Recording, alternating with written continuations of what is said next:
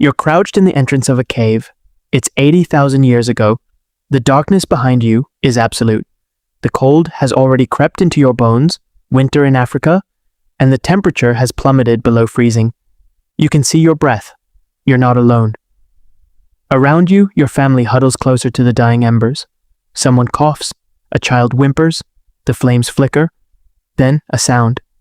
Outside the cave, something large moves through the underbrush, a predator that's been tracking your smoke for hours. It's hungry, it's patient, it's waiting for the light to fail. You watch the fire collapse into glowing coals. Someone reaches for wood, but there is no wood left. You burned the last branch an hour ago. The smoke curls upward, thinning, disappearing into the black cave ceiling. The flames go out. In that moment, in the space between fire and darkness, your entire world ends. Not tomorrow, not next week, tonight. Today, you turn a switch. Light floods your room. Heat rises from your walls. You order food. It arrives. You're untouchable. You are comfortable. You are certain of tomorrow. 80,000 years ago, losing fire wasn't a setback.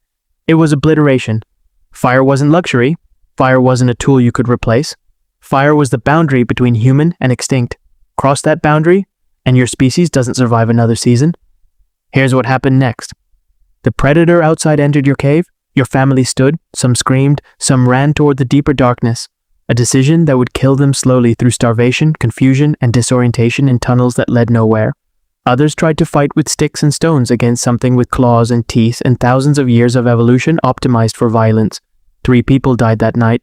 1 was your child. But the real catastrophe wasn't the deaths themselves. Why losing fire meant losing everything. Humans didn't invent fire, we controlled it. And that control wasn't about warmth, though warmth mattered. It wasn't about cooking, though cooked food transformed our digestive system, our brain size, our ability to survive harsh climates. Fire was psychological architecture. Gather around flames, and fear becomes bearable. The unknown retreats. Predators respect heat and light. They've learned through generations that fire brings pain. Humans learned that fire brings safety. Lose the fire, and you lose more than warmth. You lose the psychological anchor that held your group together. You lose the ability to see threats approaching. You lose the ability to keep predators at distance. You lose the tool that allowed you to enter climates where humans couldn't survive before. Archaeologists have found evidence of this dependency going back at least 1 million years. The sites are unmistakable. Circles of stones arranged around ancient hearths, charred bone, ash layers consistent with controlled burning. At Wonderwork Cave in South Africa, researchers documented fire use dating to 1.4 million years ago. 1 million years before modern humans even emerged. 1 million years before our species, Homo sapiens, existed. Your ancestors were already so dependent on fire that losing access to it would have been catastrophic. But here's the twist that rewires everything. Your ancestors didn't just lose fire randomly. Fire was stolen from them. Throughout the ice ages, fire was scarce. You couldn't make fire, not reliably. Humans couldn't strike flint or create friction-based ignition. Not yet. That technology was still 50,000 years away. Instead, we scavenged fire. We found it. Lightning strikes, volcanic activity, natural grass fires spreading across the savanna. Possessing fire meant obsessing over fire. Tending it day and night, keeping it alive through wind, through rain, through the terrible indifference of nature. Groups that lost their flame had maybe hours before desperation set in. Because fire was everything, your shield, your kitchen, your classroom, your definition of humanity. And other groups knew this. Anthropologists studying historical hunter-gatherer societies have found evidence of something stunning. Fire raids, organized theft, groups attacking other groups not for food or territory, but specifically for fire. They would steal the embers, the coals, and flee into darkness, carrying the most valuable possession on Earth.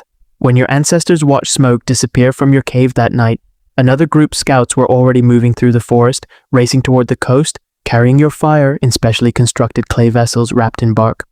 They were burning damp grass around the coals to slow oxidation.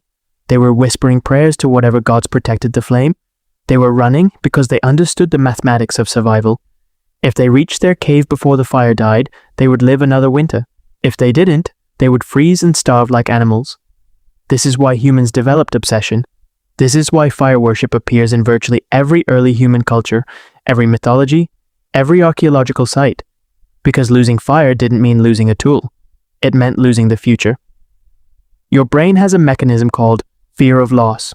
Not fear of danger, but specific fear of losing something you have. Economists call it loss aversion. Psychologists call it hyperactive agency detection. Your ancestors called it survival. When you possess fire, your entire nervous system rewires around protecting it. You become hypervigilant, you develop rituals, you appoint guards, you assign roles.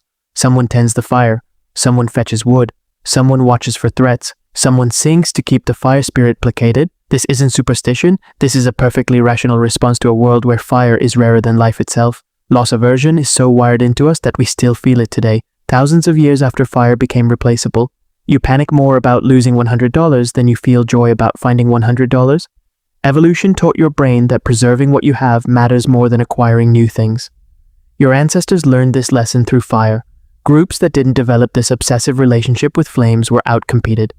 Groups that developed contingency plans, multiple fire keepers, backup hearths, knowledge of how to access naturally occurring flames, survived. Over tens of thousands of years, your lineage wasn't the strongest, it was the most obsessive about its resources.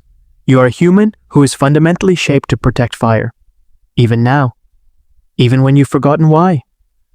The story of your family doesn't end with predators and death, though. Some survived. Not many. The ones who survived understood something crucial. They couldn't lose fire again. Ever. They became the obsessed ones. They became the lineages that spread across the globe.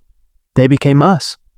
And what's fascinating, what changes everything, is that somewhere between 80,000 years ago and 20,000 years ago, your ancestors didn't just protect fire better, they learned to make it. Friction-based ignition, strike-a-spark technology. Firemaking became a skill, not a dependency. And suddenly, the psychology reversed. You weren't running anymore. You weren't at the mercy of lightning and volcanoes. You were free, except freedom came with a price. You forgot. You forgot what it felt like to lose everything. You forgot why fire mattered. You forgot the terror of darkness that shaped every neuron in your brain. And because you forgot, you stopped being obsessive. You started being casual. You could leave a fire and make another.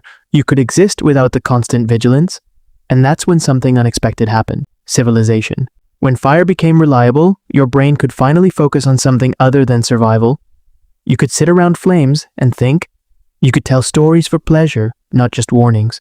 You could pass knowledge across generations not through desperate ritual, but through deliberate teaching. The fire that once meant death became the spark for everything humans would create. Your distant ancestors, the ones who survived the night your fire died, never got over it. Not really. The fear lives in you still. It's why you're uncomfortable in pure darkness. It's why abandoned places unsettles you. It's why campfires feel sacred, why candles calm anxiety, why humans gather around flames even now when we could simply turn on electric lights. We choose fire because deep in the oldest parts of your brain, in the amygdala, in the hypothalamus, in structures that have barely changed in 100,000 years, you still remember. You remember the moment the light went out. You remember watching your family's faces disappear into shadow. You remember the sound outside the cave getting closer. And, at a level deeper than words, that losing fire meant losing humanity. That's not ancient history. That's your inherited fear. That's your consciousness. That's why you're still here, because somewhere in Africa, tens of thousands of years ago, someone refused to let the flame die. And everything that follows, every story, every idea, every possibility you've ever had, exists because they kept the fire alive.